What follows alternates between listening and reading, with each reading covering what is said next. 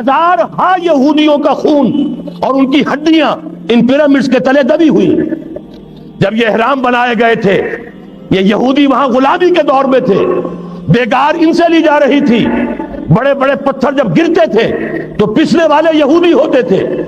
یہ ان کی اپنی جیسے ہولوکاسٹ جیسے انہوں نے اس کو اپنا سمبل بنایا ہوا ہے, اسی طریقے سے پیرامڈ, مصر کا پیرامڈ یہ گویا کہ ان کے اس زوال کا ایک نشان ہے. اور اس پر ایک آنکھ بنی ہوئی ہے, ایک آنکھ, کانے دجال کی آنکھ, وہ دیکھ رہی ہے. عجیب ہے یہ سمبل. نیچے لکھا ہوا ہے نووس آرڈو سکلورم, اور یہ در حقیقت 1776 جو نیچے لکھا ہوا ہے وہ رومن حروف کے اندر یہ 1776 ہے جو میں بتا چکا ہوں. آرڈر آف الومناٹی وساپ نے قائم کیا تھا. عام دنیا یہ سمجھتی ہے کہ شاید یہ امریکہ کا یوم آزادی ہے, سن آزادی ہے. 1 مئی اس آرڈر آف الومناٹی کی تاسیس 1 مئی کو ہوئی ہے. یہ 1 مئی جو منایا جاتا ہے, دھوکہ یہ دیا گیا ہے کہ یہ شکاگو کے جو مزدور ہیں ان کی یادگار ہے. حقیقت میں یہ 1 مئی اور 1776 آرڈر آف دی الومناٹی کی تاسیس کی تاریخ ہے. یہ تمام معاملات سمجھ لیجئے. ڈالر در حقیقت ہم نے ابھی تازہ ندائے خلافت میں نعیم صدیقی صاحب کی نظم شائع کی ہے, 45 برس بلکہ شاید اس سے بھی زیادہ عرصے کی پرانی نظم ہے جو ہم نے شائع کی ہے. ڈالر میرے اس دیش کو ناپاک نہ کرنا, اور میں تو انہیں داد دیتا ہوں. جو کچھ انہوں نے, شاعر کہتے ہیں اس کو جو صاحب شعور ہے, اس صاحب شعور نے جو مشاہدہ کیا ہے کہ ڈالر آئے گا تو کیا آئے گا ہمارے ہاں, اس کے پوری داستان اس تازہ ندائے خلافت میں ہم نے نہ معلوم کہاں سے اس کو کھود کر نکلوایا ہے. ہم ان کا احسان مانتے ہیں کہ انہوں نے اپنی یہ پرانی نظم, اب ان کی جماعت تو سب بھول بھال گئی ان چیزوں کو, اسی لیے وہ اسے تج کر باہر بھی اب آ گئے. بہرحال ہمیں تو ان کی ایک ایک چیز جو ہے, مجھے تو وہ شعر آج کا اگر آپ نے جنگ کا میرا کالم پڑھا ہو, میری تو فکر کے اندر رچ بس گیا ہے.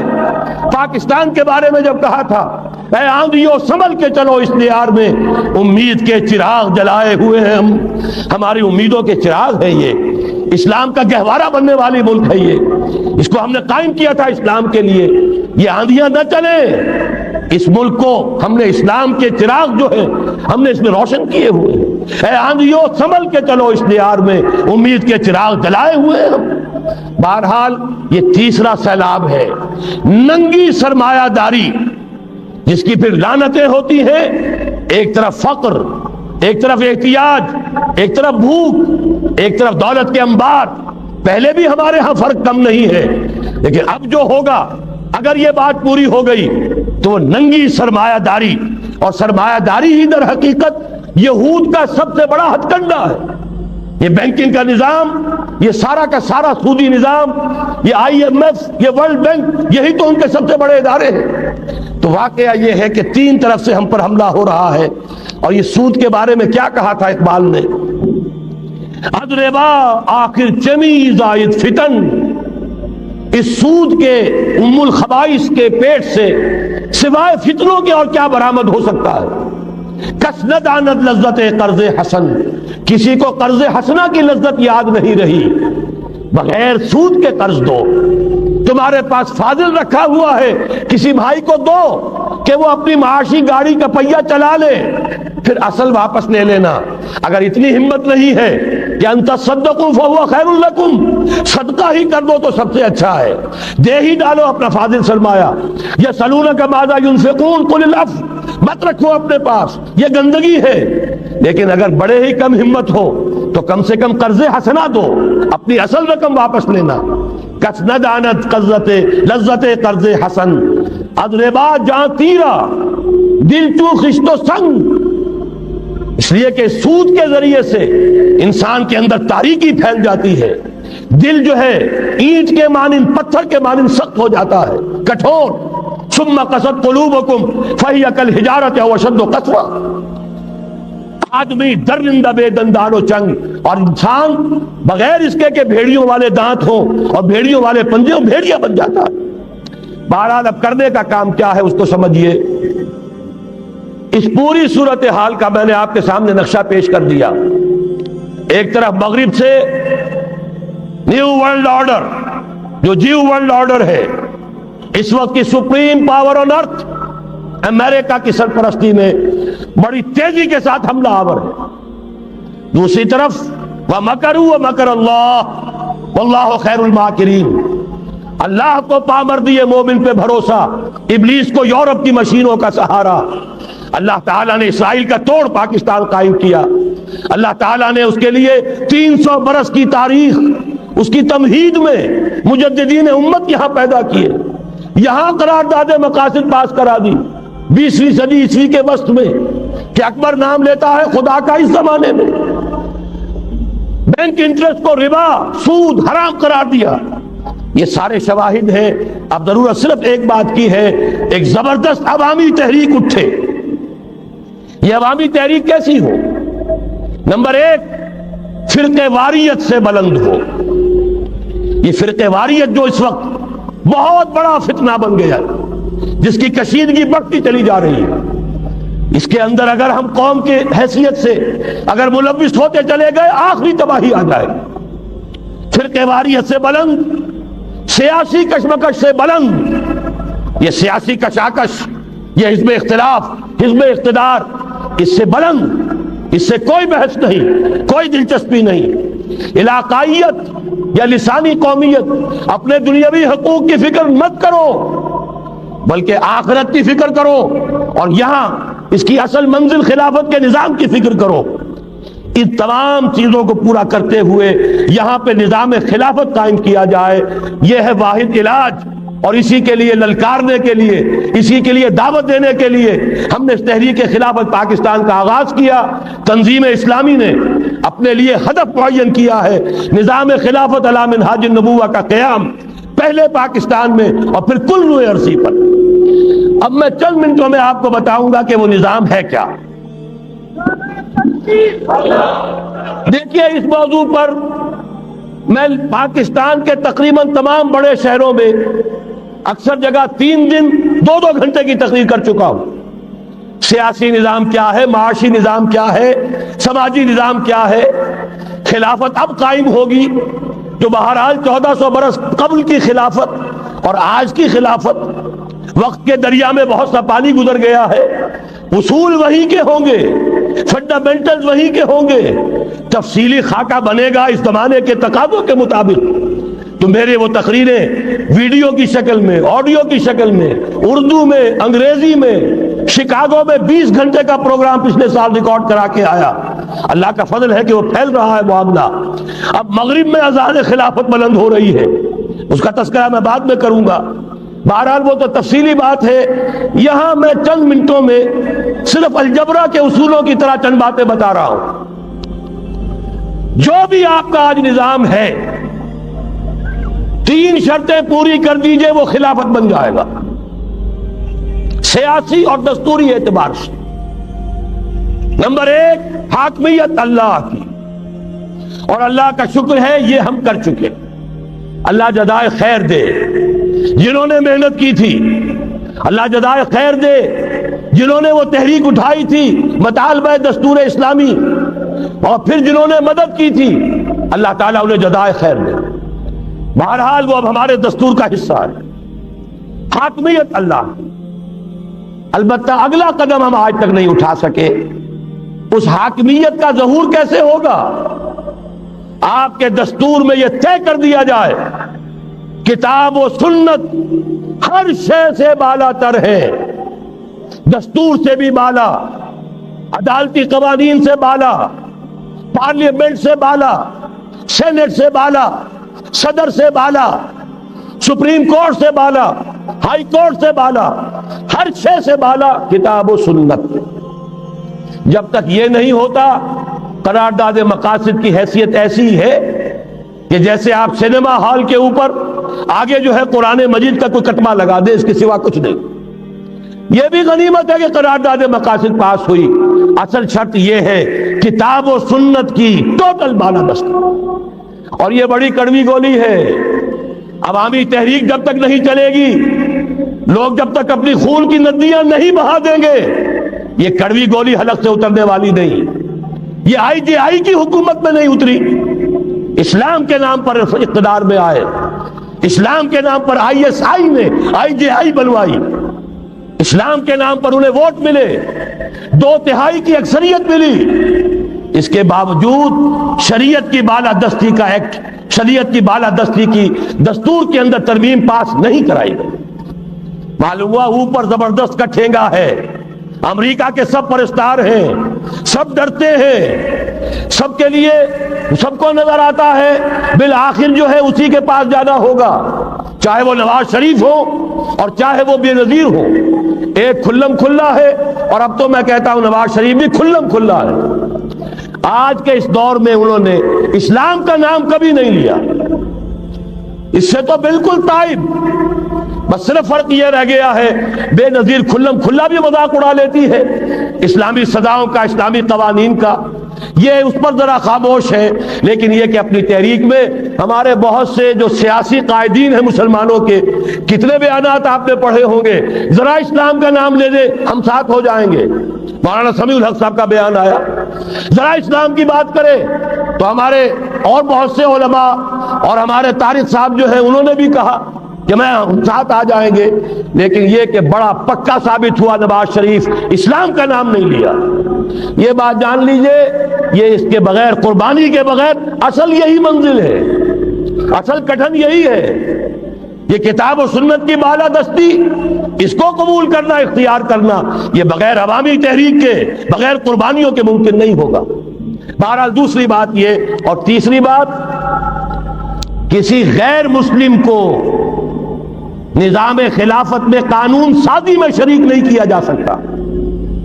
جس قانون کی بنیاد کتاب و سنت، جو نہ کتاب کو مانے نہ سنت کو مانے، اس کا اس ملک کی قانون ساز اسمبلی میں جانے کا مطلب کیا ہے؟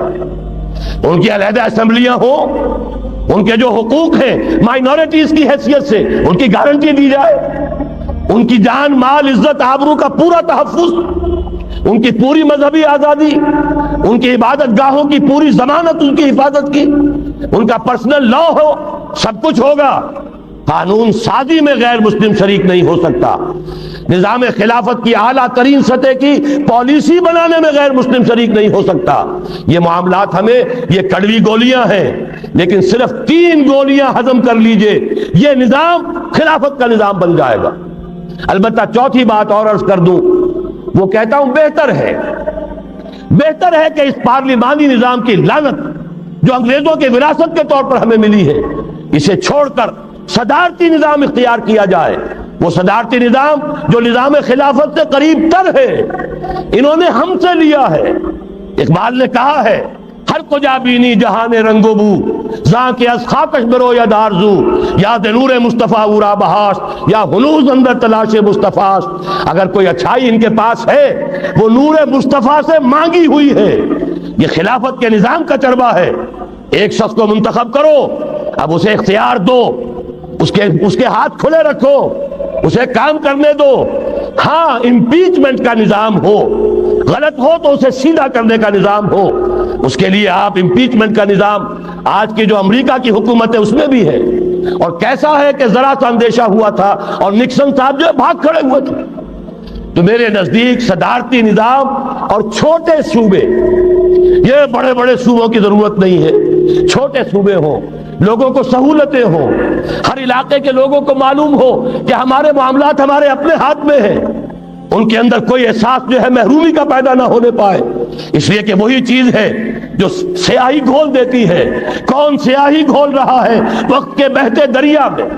یہ ساری سیاہیاں جو سندھ میں گھل رہی ہیں، بلوچستان میں گھل رہی ہیں، سرائکی کے علاقے میں گھل رہی ہیں، ان سب کا علاج ہے چھوٹے صوبے بناؤ، لیکن یہ چیزیں خلافت کی شرائط میں سے نہیں ہیں۔ بہتر بات ہے، دنیاوی اعتبار سے بہتر بات ہے، انتظامی اعتبار سے بہتر بات ہے، باقی اصل شرائط 3: اللہ کی حاکمیت کا اقرار جو قرارداد مقاصد میں بالفعل ہے، کتاب و سنت کی ٹوٹل بالادستی، سپریم کورٹ کو اختیار دیجئے، وہاں جا کر کوئی بھی شہری پاکستان کا کوئی بھی عالم دین اگر ثابت کر دے فلاں قانون، فلاں ہدایت، فلاں انسٹرکشن، فلاں کوئی حکم جو دیا گیا ہے کتاب و سنت کے منافی ہے، فوراً کل عدم ہوگا۔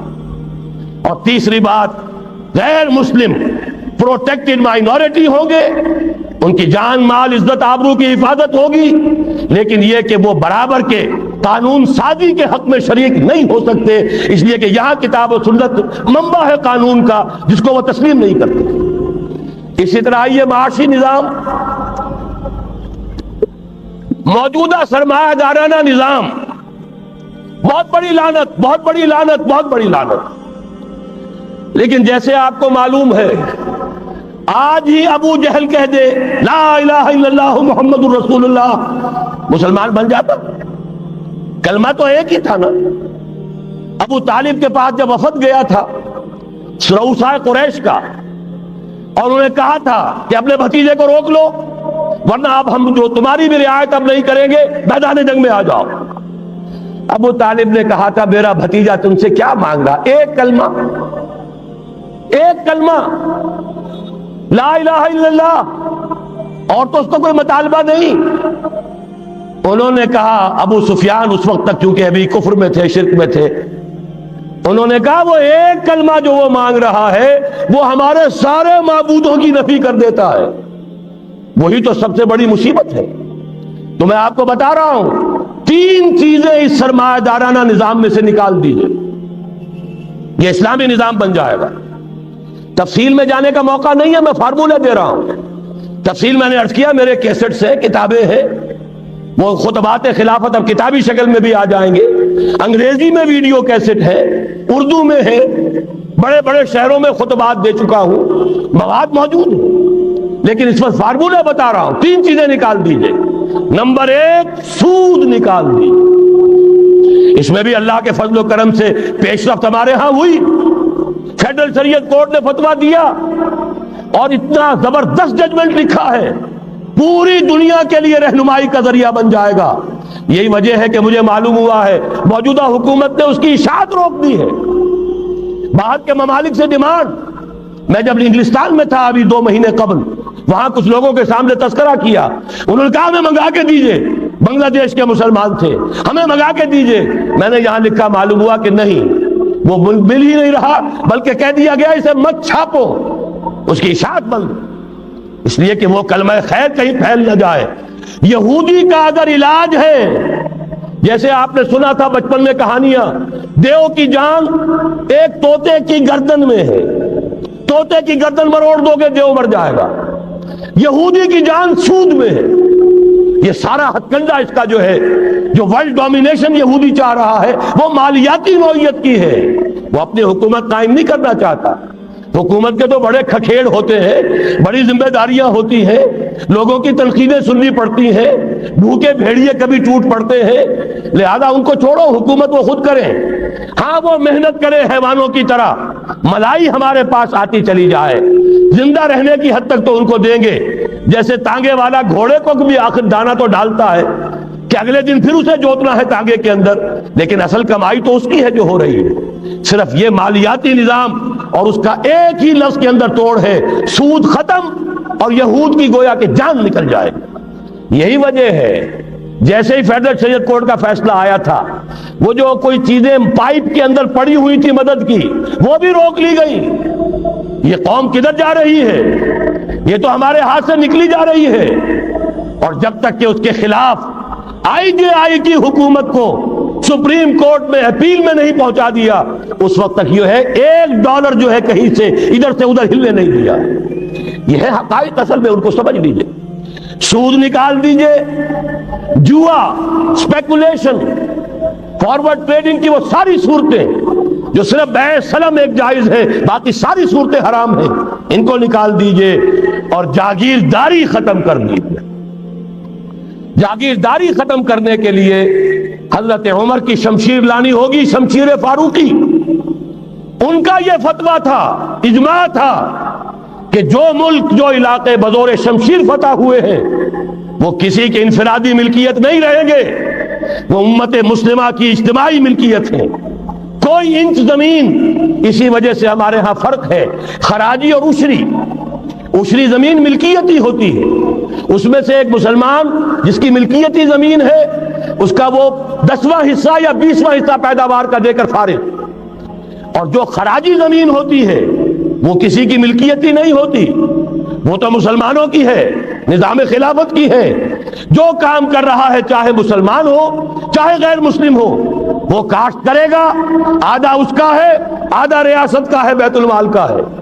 یہ ہے نظام خراجی کا اور عشری کا فرق۔ اور حضرت عمر نے طے کر دیا تھا رضی اللہ تعالی عنہ کہ جتنے علاقے فتح ہوئے، یہ مصر ہے، یہ عراق ہے، یہ شام ہے، یہ ایران ہے، ساری زمینیں مسلمانوں کی اجتماعی ملکیت۔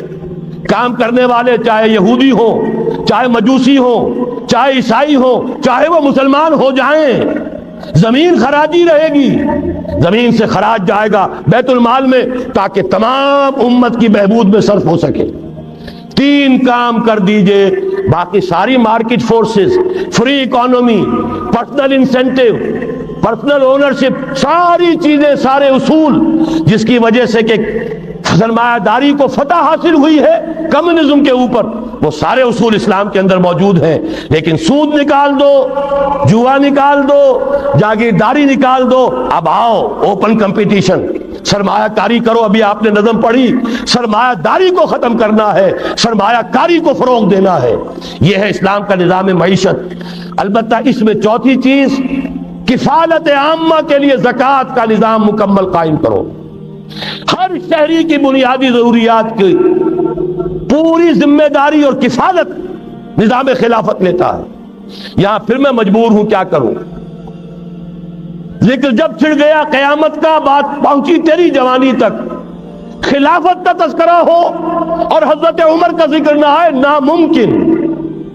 خلافت کا نظام، جیسے آپ کہتے ہیں کہ گلاب کا پھول پورا کھلا ہوا ہے، للی ان بلوم، خلافت کا نظام پورا کھلا ہوا حضرت عمر کے دور میں نظر آتا ہے۔ اسی وقت کہا تھا حضرت عمر نے رضی اللہ تعالی عنہ کہ اگر دجلہ و فرات کے کنارے کوئی کتا بھی بھوکا مر گیا تو قیامت کے دن عمر ذمہ دار ہوگا۔ اور جانور تک کا معاملہ ہے، مجوسی کو دیکھ لیا تھا، بوڑھے کو، ایک کہ جو بھیک مانگ رہا تھا، وہاں کے عامل اور گورنر سے ایکسپلینیشن کال کی، یہ بھیک کیوں مانگ رہا ہے؟ جب یہ جوان تھا، کام سکتا تھا، تم اس سے جزیہ لے رہے تھے، اب یہ بوڑھا ہو گیا ہے، کما نہیں سکتا، تم نے اسے بھکاری بنا دیا ہے، اس کا وظیفہ مقرر کرو۔ ظاہر بات ہے غیر مسلم ٹیکس دیں گے، مسلمان زکوٰۃ دیں گے، مسلمانوں کے لیے زکوٰۃ سے کفالت عامہ ہوگی، غیر مسلموں کے ٹیکسوں کے ذریعے سے۔ وہی نظام جو آج یورپ میں ہے، اسکینڈینیوین کنٹریز میں ہے، برطانیہ میں ہے، ان امپلائمنٹ الاؤنس ہے، یا یہ کہ اور ویلفیئر کا نظام ہے۔ لیکن اسلام کا مکمل ترین ویلفیئر نظام زکوٰۃ کے تحت ہے، اور اس میں گارنٹی ہے ہر شہری کی بنیادی ضروریات انڈر ریٹن، ان کی ذمہ داری ریاست کے ذمہ۔ حضرت عمر ہی کا زمانہ تھا کہ لوگ اپنی زکوٰۃ لے کر پھرتے تھے، لینے والا کوئی نہیں ہوتا تھا۔ اس کا بھی میں مسئلہ آپ کو سمجھا دینا چاہتا ہوں۔ میں نے تو عرض کیا تھا، میں تو مدرس ہوں، عوامی مقرر نہیں ہوں۔ میں تو چاہتا ہوں آپ چیزیں سمجھ کر اور ان کا علم آپ کا جو ہے حاصل کر کے اٹھیں، لوگوں کو پھر پہنچائیں۔ یہ کیسے ہو گیا جبکہ زکوٰۃ جو ہے وہ تو اسلامی ریاست میں نظام خلافت میں حکومت لیتی ہے؟ پھر کیسے ہو گیا کہ لوگ اپنی زکوٰۃ لے کر پھر رہے، لینے والا کوئی نہیں؟ اس کو بھی جان لیجئے، جیسے زمین کی دو قسمیں میں نے بیان کی، خراجی اور عشری، ایسے ہی زکوٰۃ کے قابل جو مال ہے اس کی بھی دو قسمیں ہیں۔ اموال باطنہ، گھروں میں رکھی ہوئی کوئی نقدی ہے، کوئی زیور ہے، کوئی اور ایسی چیزیں ہیں، یہ اموال باطنہ کہلاتی ہیں۔ اس کی زکوٰۃ جبراً حکومت نہیں لے گی۔ اگر اس کی زکوٰۃ جبراً حکومت لے تو گھروں کی تلاشیاں لینی پڑیں گی، جا کے تکیے پھاڑ پھاڑ کے دیکھنے پڑیں گے کہ کہیں کچھ رکھا ہوا تو نہیں ہے۔ یہ معاملہ مسلمانوں کی ان کی اپنی نیت پر، ایمان پر، اللہ کے ساتھ ان کے خلوص و اخلاص پر چھوڑ دیا۔ ہاں اموال ظاہرہ، دکان میں 5 لاکھ کا مال پڑا ہے، 2.5% دے دو۔ گودام میں 10 لاکھ کا مال پڑا ہے، 2.5% دے دو۔ تمہارا کارخانہ ہے بہت بڑا، اس کی زمین معاف، بلڈنگ معاف، مشینری معاف، ٹولز معاف، لیکن جو سرمایہ چل رہا ہے، چاہے وہ خام مال پڑا ہے چاہے فنشڈ، ٹوٹل کی مالیت کے اوپر 2.5% دے دو۔ یہ ہے زکوٰۃ جس کو بدنام کیا ضیاء الحق صاحب نے۔ صرف سود جو ہے، سود والا جو صرف بینکوں کے اندر ڈپازٹ ہے، اس سے 2.5% لے کر اسے زکوٰۃ قرار دے دیا، حالانکہ وہ تو کوئی زکوٰۃ نہ ہوئی، سود کا کمیشن ہوا، اس کے سوا کچھ بھی نہیں۔ زکوٰۃ تو یہ ہے کہ ہر دکاندار، اور مجھے یقین ہے مسلمان دے گا، آپ اسے انکم ٹیکس جیسے لعنتی ٹیکس سے نجات دیجئے جس نے اسے جھوٹ بولنے پہ مجبور کیا ہوا ہے۔ یہ لعنتی ٹیکس ہے در حقیقت کہ جس نے ہر شخص کو جھوٹا بننے پر مجبور کر دیا ہے۔ ان کو ختم کریں۔ زکوٰۃ تو مسلمان اپنے ایمان کے تقاضے پر دے گا، اور وہ دے گا اور خوشی سے دے گا۔ لہذا یہ پورا نظام جو ہے اس کو اختیار کیا جائے زکوٰۃ کے، تو پوری ویلفیئر سٹیٹ، دنیا کے بلند ترین معیارات کی ویلفیئر سٹیٹ قائم ہو جائے، جو حضرت عمر نے کہا تھا کہ کوئی کتا بھی بھوکا اور پیاسا نہ رہے۔ اب آئیے تیسرا معاملہ سماجی، یہاں بھی تین ہی باتیں کہوں گا۔ ترقی ہے، تعلیم ہے، ان میں کوئی رکاوٹ نہیں، خواتین کام کریں کوئی رکاوٹ نہیں۔ کیا چیز نکالنی ہے؟ بے حیائی، بے حجابی، عریانی نکال دو، ستر و حجاب انفورس کرو، سیگریگیشن، عورتوں کے اسکول علیحدہ، مردوں کے علیحدہ، عورتوں کے کالج علیحدہ، مردوں کے علیحدہ، عورتوں کی یونیورسٹی علیحدہ، مردوں کی علیحدہ، عورتوں کے ہسپتال علیحدہ، مردوں کے ہسپتال علیحدہ۔ کسی درجے میں تو ہمارے ہاں ہے، اس کو آگے بڑھاؤ، یونیورسٹی بناؤ۔ اسی طریقے سے ہسپتال میں، مردوں کے ہسپتال میں عورتوں کو نرس رکھنا کیوں لازم ہے؟ کیا مرد نرسنگ نہیں کر سکتے؟ کیا فوج کی جو فارورڈ یونٹس ہوتے ہیں میڈیکل، کیا ان میں عورتیں جاتی ہیں نرسوں کی حیثیت سے؟ جہاں اصل ضرورت ہوتی ہے، کسی کا بازو اڑ گیا ہے، کسی کی ٹانگ اڑ گئی ہے، کسی کا پیٹ چاک ہو گیا ہے، آنتیں باہر ہے، بڑی ٹینڈر نرسنگ کی ضرورت ہے، وہاں تو عورت نہیں جاتی، وہاں تو میل نرسز ہے۔ تو مردانہ ہسپتالوں میں مردوں کو نرس رکھو، زنانہ ہسپتالوں میں عورتوں کو نرس رکھو، عورتیں مریض ہوں، عورتیں ڈاکٹر ہوں، عورتیں جو ہے نرسنگ کریں، وہاں کی انتظامیہ بھی عورتوں کو دیجیے۔ پھر یہ ہے کہ ساری پرائمری ایجوکیشن عورتوں کو دے دیجیے۔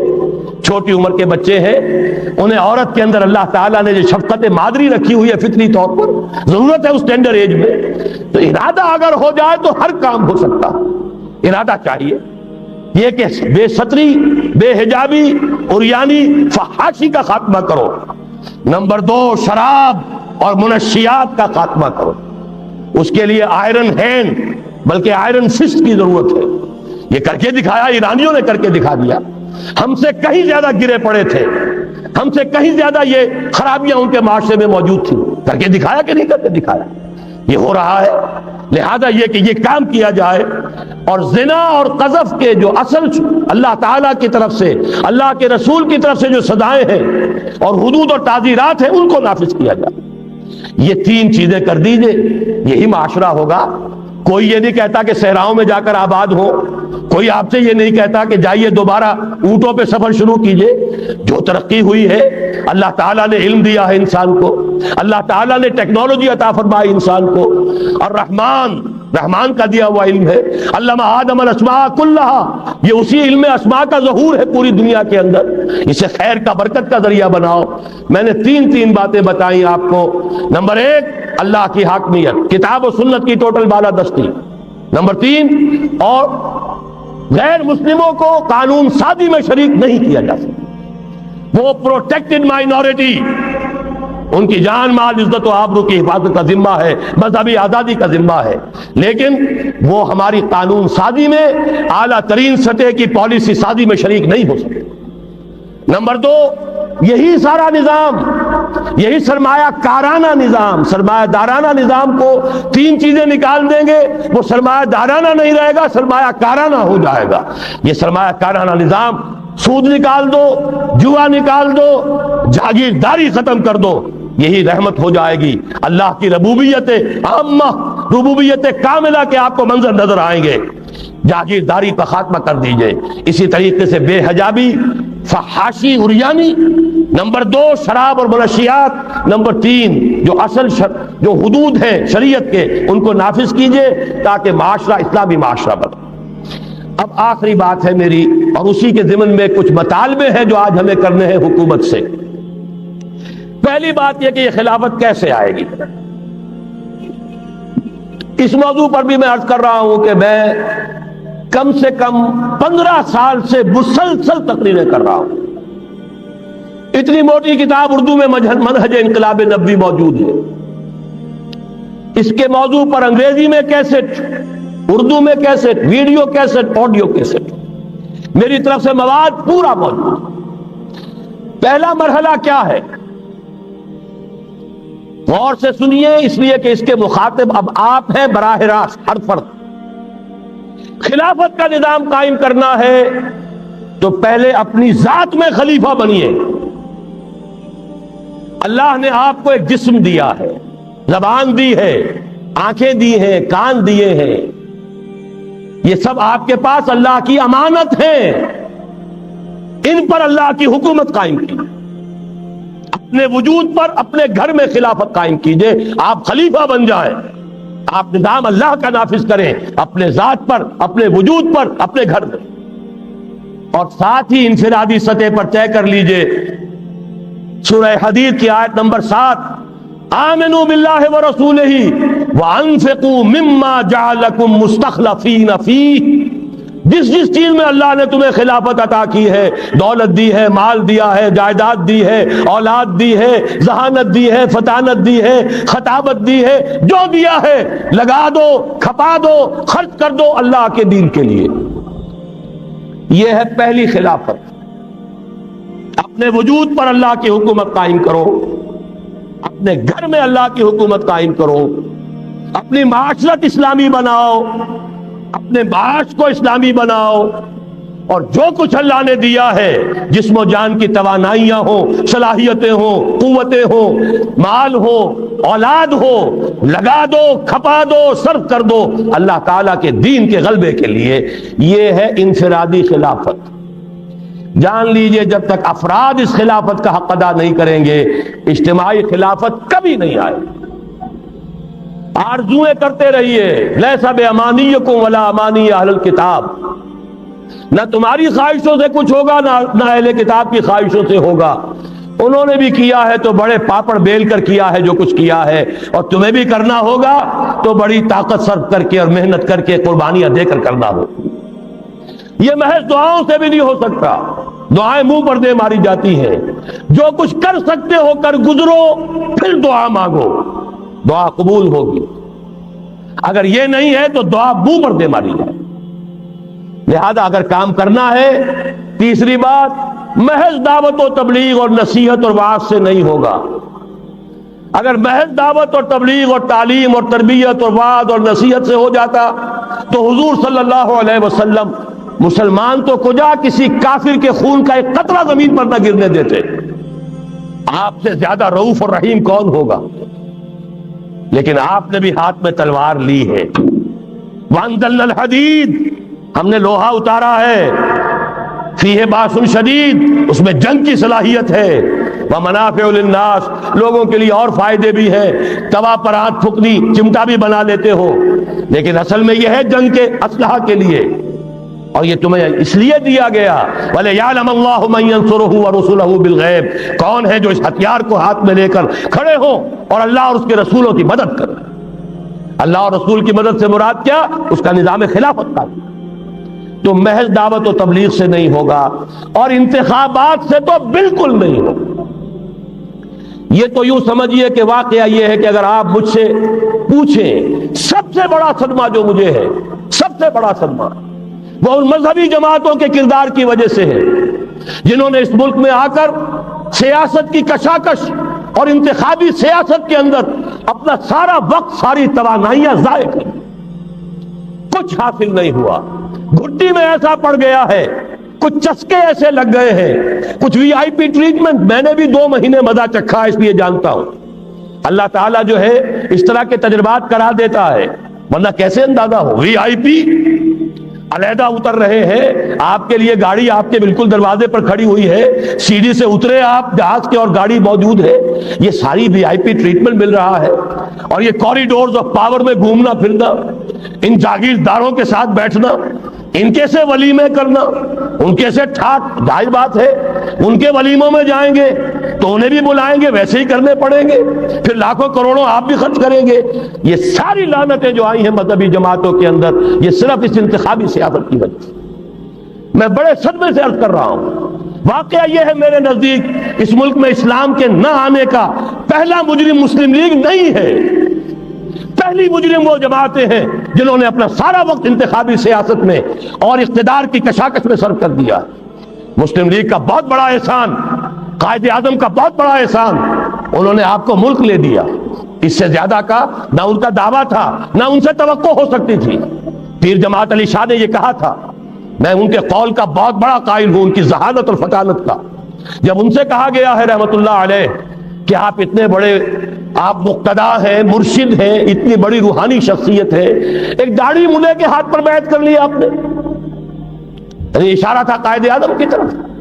حضرت پیر جماعت علی شاہ رحمت اللہ علیہ نے فرمایا، بھائی میں نے اس کے ہاتھ پر بیعت نہیں کی، میرا تو مقدمہ ہے، ایک قومی مقدمہ ہے ہندو قوم کے ساتھ، اور مجھے اس مقدمے کے لیے ایسا وکیل چاہیے جس میں دو وصف موجود ہو، مہارت پوری ہو، قانون کو جانتا ہو، ماہر ہو، اور دوسرے یہ کہ بکنے والا نہ ہو۔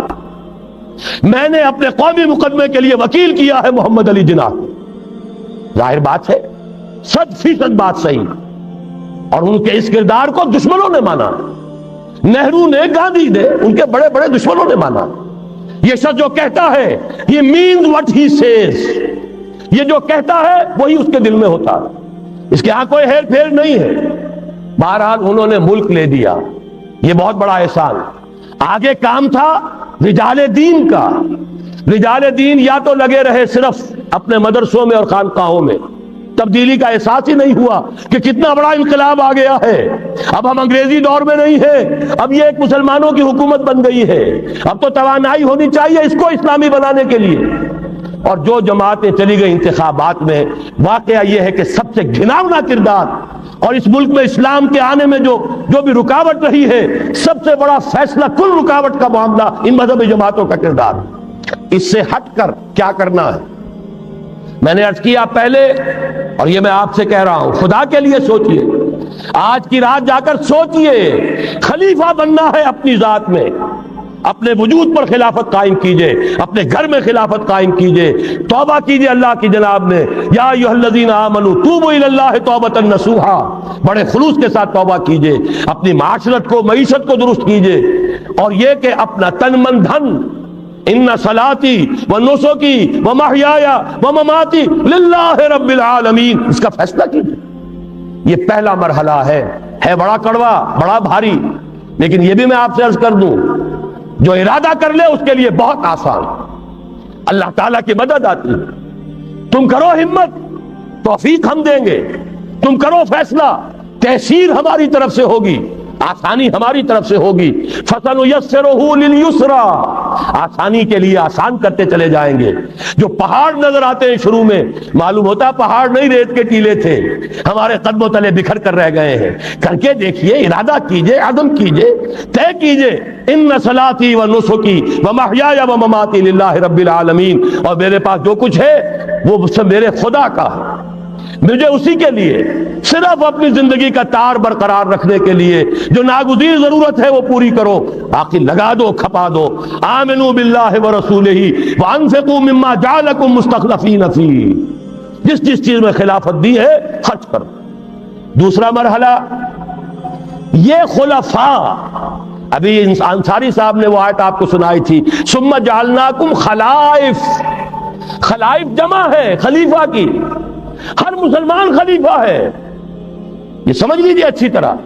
وہ تو صرف یہ ہے کہ جیسے یہ جو کافرانہ نظام ہے جمہوریت کا، جو مادہ پرستانہ انسانی حاکمیت کی بنیاد پر، اس میں بھی ہر شہری حاکم ہوتا ہے، اپنے ووٹ کے ذریعے سے وہ اپنی حاکمیت کا اختیار منتقل کرتا ہے، وہ نمائندہ بن کر آتا ہے، گویا کہ انہوں نے اپنی حاکمیت ڈیلیگیٹ کی ہے اس شخص کو، اس صدر کو، چاہے وہ بش تھا اور چاہے وہ کلنٹن ہے، ورنہ حاکمیت تو پاپولر ہے، عوام کی ہے۔ اسلام میں خلافت عوام کی ہے، لیکن عوام مسلمان جو اللہ کو ماننے والے ہیں ان کی خلافت ہے، اور ان کی خلافت پہلے وہ اپنی ذات میں خلیفہ بنیں گے، پھر اپنی خلافت کا ایک حصہ ایک خلیفہ کو منتقل کریں گے۔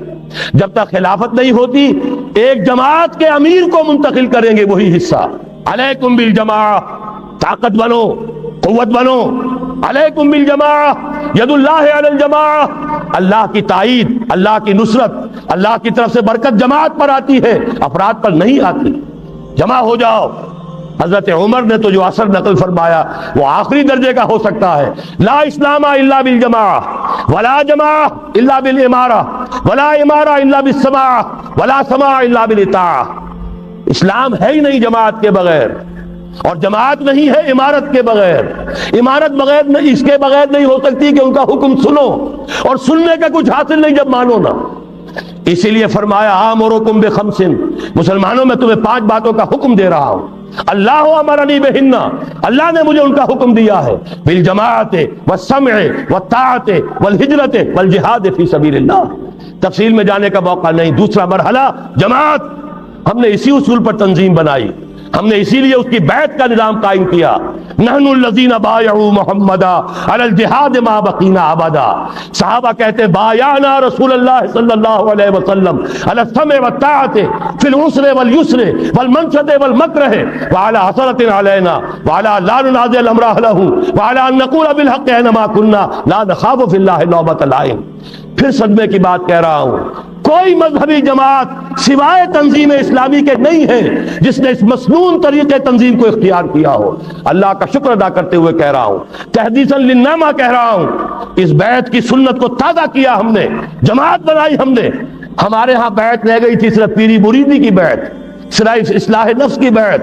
اصل بیعت وہ در حقیقت جو مسنون بیعت ہے وہ بیعت جہاد ہے، وہ بیعت جماعت ہے، تاکہ اللہ کے دین کو قائم کرنے کے لیے، خلافت کو برپا کرنے کے لیے اجتماعی جد و جہد کی جا سکے.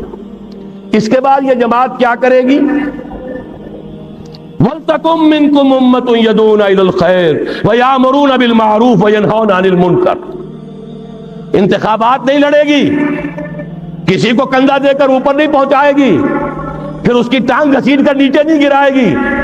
یہ دھندے نہیں کرنے، یہ کھیل نہیں کرنے، ادھر جانا ہی نہیں. یہ تو ایک ہی تھیلی کے چٹے بٹے، یہ ایک ہی نظام، دونوں امریکہ کے یکساں غلام، دونوں جو ہے اسی سیکولرزم کا دودھ پی کر، سود کا دودھ پی کر کوئی جمع ہوا ہے، اور کوئی جاگیرداری کی گھٹیاں اس کی گھٹی میں پڑی ہوئی ہیں. یہ اس کی پیداوار ہے، ان میں سے کسی کے ساتھ کوئی خیر نہیں ہے. لیکن یہ ہے کہ الیکشن تو جب بھی کراؤ گے وہی آئیں گے. لاکھ آپ تیسری قوت بننے کی امید میں ایئر مارشل اصغر خان بوڑھے ہو گئے، دور اسکار ہوئے، از عمر رفتہ ہوئے. اب قاضی حسین احمد صاحب تیسری قوت بننے کی فکر میں آئے تھے، کبھی وہ طاہر القادری صاحب تیسری قوت بننے کی فکر میں آئے تھے. جب تک یہاں جاگیردارانہ نظام ہے کون سی تیسری قوت آ سکتی ہے؟ مت ماری گئی ہے، عقلیں جو ہے بیچ کھائی ہے. کیا ہوا ہے؟ کبھی تو آخر ہوش آنا چاہیے. یہ وہی آئیں گے، ایک لغاری نہیں دوسرا لغاری، ایک مزاری نہیں دوسرا مزاری، یہ تو وہی آئیں گے، انہی کا کھیل ہے.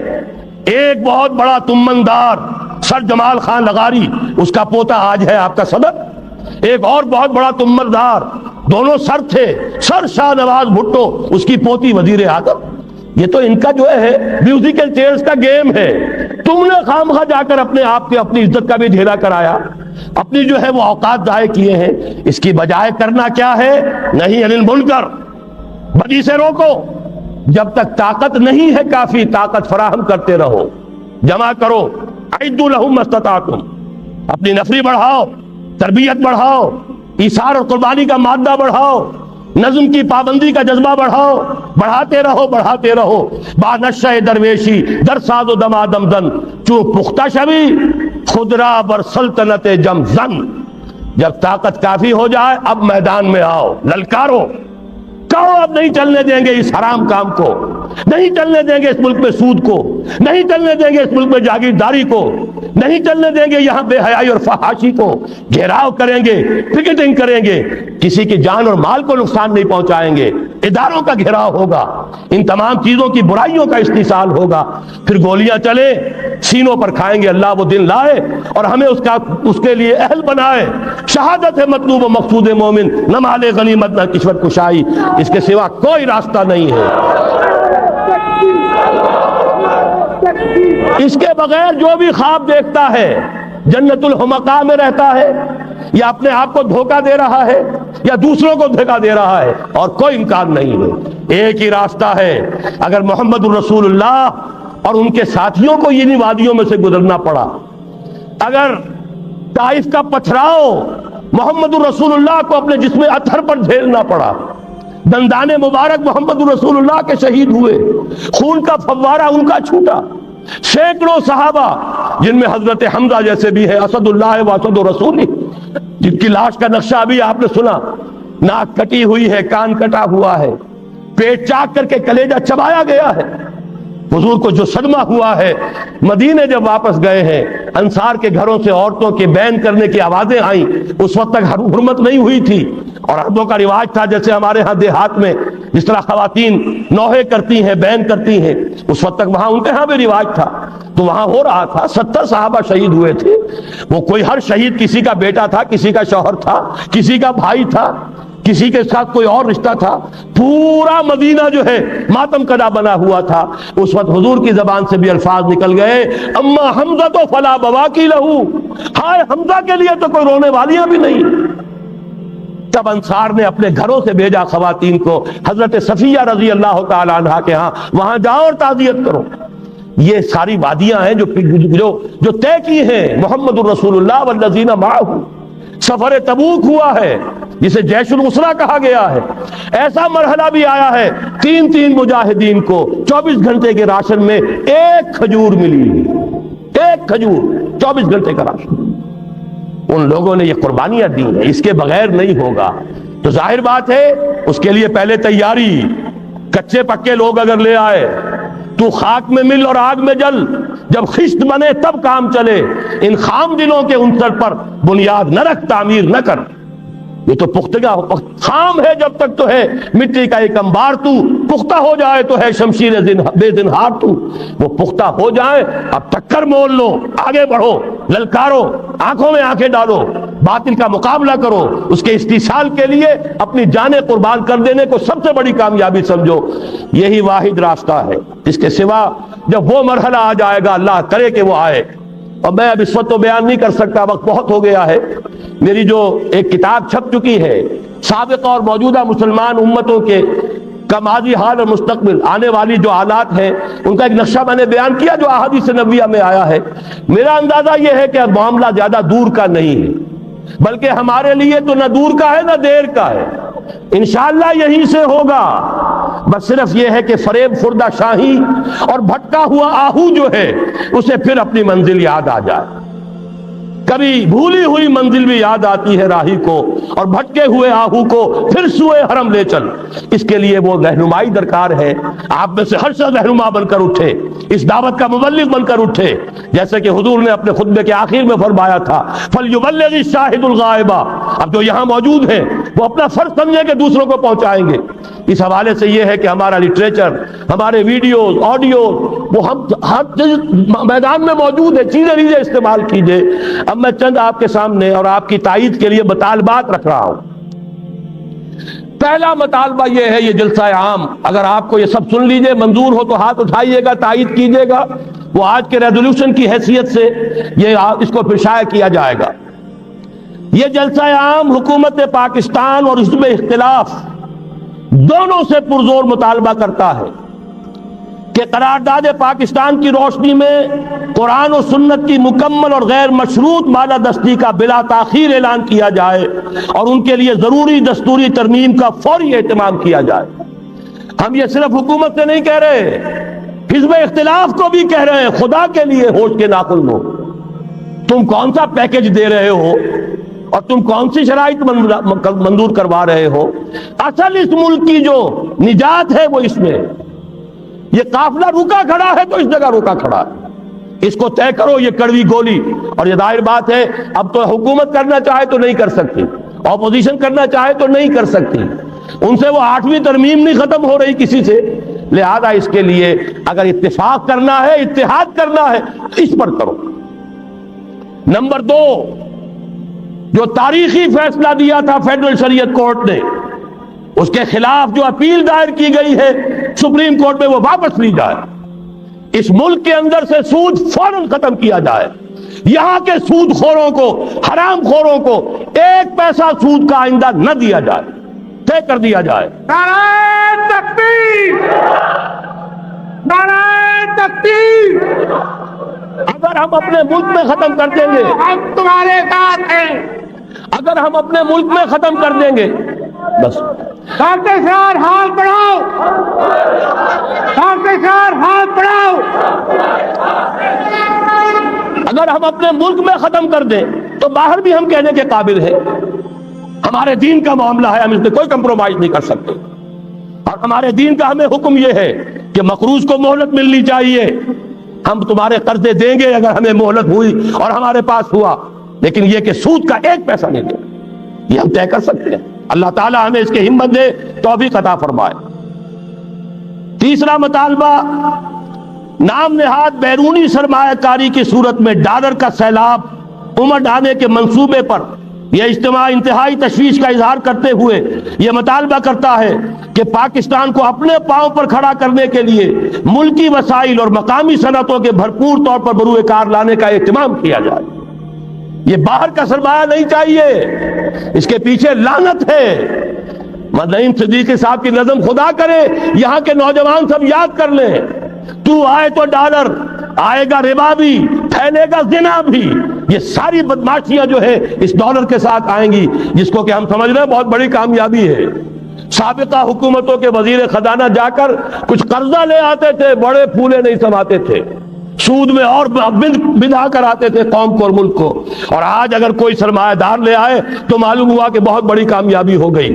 اور یہاں کے سرمایہ داروں پر پابندیاں، یہاں کے صنعت کاروں کے اوپر پابندیاں، یہ ساری صورتحال جو ہے یہ ایک انقلاب کا تقاضا کرتی ہے. نمبر 4، یہ اجلاس حکومت سے مطالبہ کرتا ہے کہ ٹیلی ویژن پر عریانی و فحاشی کے فروغ کی پالیسی پر ہم گہری تشویش ظاہر کر رہے ہیں اور مطالبہ کرتے ہیں کہ سعودی عرب، دیکھیے جہاں سے ہمیں جو خیر ملے گا اس کا ذکر کریں گے، جہاں جو خرابی ہے وہ اپنی جگہ ہے. سعودی عرب و ایران 2 ملک ہیں جنہوں نے اپنے ہاں یہ dish antenna, star T V وغیرہ کے اوپر پابندی لگائی ہوئی ہے. تو ہم کیوں نہیں لگا سکتے؟ کیوں ہم نے اپنے دروازے آسمان کھول دیے ہیں؟ یہ اوپن سکائی کر دیا ہے، ہمارے ہر گھر کے اندر پہنچ جاؤ، اپنا ذہن پھیلاؤ، اپنا تمدن، اپنی تہذیب جو ہے اس کے فروغ کے لیے ہمارے بچوں کے ذہن تمہارے لیے کھلے ہیں، ایکسپوزڈ ہیں، ہماری خواتین کے ذہن تمہارے لیے کھلے ہیں. بہرحال، اور جو پاکستان کا اپنا ٹیلی ویژن ہے نہ کرے. نمبر 5، یہ اجتماع حکومت کی بہبود آبادی کے نام پر چلائی جانے والی مہم، جس میں آبادی کو کنٹرول اختیار کرنے کی ترغیب دی گئی ہے، اس کی پرزور مذمت کرتا ہے. نمبر 6، فیڈرل شریعت کورٹ پر جو پابندی لگائے رکھی ضیاء الحق نے بھی، اب فوت ہو گیا ہے، اللہ اسے معاف کرے، ہم یہی کہیں گے. لیکن یہ کہ میں نے تو ان سے زبانی کہا تھا رو در رو کہ آپ اپنے ماتھے پر کلنک کا ٹیکا لے کر پھر رہے ہیں. وہ چوکے، یہ 5 جو سے استعفیٰ دے گیا ہوں، لیکن آخری اتمام حجت کے لیے میں نے ان سے کہا کہ آپ نے فیڈرل شریعت کورٹ بنائی، آپ کے ہینڈ رحمہ اللہ بہت نیک، بہت درویش منش انسان تھے، آپ نے انہیں بنایا ہے جج. پیر کرم شاہ صاحب وہ آپ کے بنائے ہوئے ہیں، تقی عثمانی صاحب آپ کے بنائے ہوئے ہیں، لیکن آپ نے فیڈرل شریعت کورٹ کے ہاتھ میں ہتھکڑی ڈال دی. آئلی قوانین پر بھی بات نہیں کر سکتے، اس میں کوئی غیر اسلامی اگر شک ہے اس کے خلاف بھی فیصلہ نہیں کر سکتے. میں یہ نہیں کہتا کہ جو میں کہتا ہوں وہ کیجئے. اس وقت غلام احمد پرویز زندہ تھے، میں نے کہا پرویز صاحب جو بنانے والے ہیں ایوب خان کے زمانے میں ان آئلی قوانین کے، وہ بھی زندہ ہے، عدالت میں جائیں ثابت کر دیں کہ کتاب و سنت کے مطابق ہے قانون، چشم ماں روشن دل ماں شاد. لیکن آپ نے شریعت کورٹ بنائی اور اس پر پابندی لگا دی. کہنے لگے پھر ان خواتین کو کون مطمئن کرے گا؟ میں نے کہا بس یہی آپ کی سوچ کا معیار ہے تو آپ کا راستہ اور میرا اور، یہ استعفیٰ حاضر ہے. السلام علیکم. 2 مہینے کا جرم میں نے ضرور کیا تھا، وہ وی آئی پی ٹریٹمنٹ انجوائے کیا تھا، میں بھی شورا کا رکن تھا، کوریڈورز آف پاور میں کوئی 2-4 مرتبہ جانا ہوا ہے، اللہ معاف فرمائے، ورنہ یہ کہ اس سے دائی تو اس کوچے سے میرا کوئی تعلق نہیں رہا. 5 جولائی 82 کو میں نے استعفیٰ دیا ہے، اور پھر اسی مہینے الہدا کے پروگرام کا گلا گھونٹ دیا گیا. ہاں میں ہاں ملاؤ تو ٹی وی بھی کھلا ہے اور تمہارے لیے سب کچھ ہے، اور ہاں میں ہاں نہ ملاؤ، ہم سے حق بات منواؤ، تو دروازے بند ہیں۔ لیکن مجھے کوئی تشویش نہیں ہوئی، قطعاً نہیں ہوئی۔ مجھے کام کرنا ہے، مجھے اپنی زندگی لگا دینی ہے، جو موقع ہوگا اس سے فائدہ نہ اٹھاؤں تو مجرم، اگر موقع نہیں ہے تو جو کچھ وسائل دستیاب ہیں ان سے کام جاری رکھوں گا۔ سن 82 کے بعد سے 12 برس اور گزر گئے ہیں، میں نے تو اپنا خون پسینہ اسی کام کے لیے کیا ہوا ہے، لہذا مجھے کوئی تشویش نہیں۔ تو یہ مطالبہ کرتے ہیں ہم کہ فیڈرل شریعت کوڈ پر سے آئینی قوانین کے بارے میں پابندی ختم کی جائے۔ نمبر 7، زنا، قذف اور ارتداد کی شرعی حدود نافذ کی جائیں۔ یہ سارا مسئلہ جو ہمارے ہاں اٹھا ہوا ہے، پوری عیسائی دنیا، پوپ صاحب، امریکہ صاحب، اور وہ ایک عیسائی کے اوپر مقدمہ قائم ہو گیا جبکہ اس نے کہ حضور صلی اللہ علیہ وسلم کی شان میں گستاخی کی ہے، پوری دنیا جاگ اٹھی ہے۔ یہی ہے در حقیقت ابلیس کو یورپ کی مشینوں کا سہارا۔ در حقیقت جب تک، اور مجھے حیرت ہوتی ہے، اس مرتبہ تو اللہ کا شکر ہے کہ جو ختم نبوت کانفرنس ہوئی ہے ربوہ میں، انہوں نے مطالبہ کیا ہے، آج سے پہلے تو یہ مطالبہ کرنے کی ہمت نہیں ہوئی تھی، قتل مرتد کی سزا جب تک نافذ نہیں کی جائے گی یہ فتنے کبھی ختم نہیں ہوں گے۔ نہ قادیانیت کو فروغ جو ہے ختم ہوگا، نہ اس کو بریک لگ سکے گی، نہ اور جو عیسائیت کا یہاں پر فروغ ہو رہا ہے۔ قتل مرتد، اسلام میں مرتد کی سزا قتل ہے، جب تک کہ آپ اس کو نافذ نہیں کریں گے یہ فتنے بڑھتے رہیں گے، ان کا سدباب نہیں ہو سکے گا۔ اسی طریقے سے فورن پالیسی کے ضمن میں 3 باتیں، بلکہ فورن کیا، وہ تو ہماری اندرونی بھی ہے۔ یہ اجلاس حکومت سے مطالبہ کرتا ہے، ہمیں اللہ کا حکم ہے اعدوا لہم ما استطعتم، طاقت فراہم کرو، حکم ہے، فرض ہے، واجب ہے، اور اللہ تعالیٰ کا بڑا کرم ہے، اس نے ہمیں ایٹمک نو ہاؤ، اس کی صلاحیت عطا کر دی ہے، واحد ملک ہے دنیا کا۔ اور یہ بھی ثابت کرتا ہے یہ واقعہ بھی، اللہ تعالیٰ کی مشیت میں کوئی بڑا رول ہے اس ملک کے لیے۔ اپنی خودی پہچان، اے مسلم پاکستان، اپنے مقام و مرتبے کو پہچانو۔ 400 سال سے مجددین امت کی بارش سوار تم پر پڑتی رہی ہے، تم نے اس کا حق ادا کیا، اس کے بارے میں غور و فکر کرنا چاہیے۔ بہرحال یہ اللہ نے ہمیں توفیق دی ہے، اس کو بھرپور طریقے پر اسے آگے بڑھایا جائے، کسی بھی درجے میں رول بیک نہ کیا جائے۔ ایک اور مطالبہ، کشمیر کے معاملے میں ہرگز یو این او یا یو این او کے کوئی سیکریٹری جنرل یا یو این او کی کوئی بھی ثالثی قطعاً قبول نہ کی جائے۔ السلام علیکم ورحمۃ اللہ وبرکاتہ۔ اسی طرح کے مزید اچھے بیان سننے کے لیے ہمارے اس چینل اسلامک ڈریم کو سبسکرائب کریں۔ شکریہ۔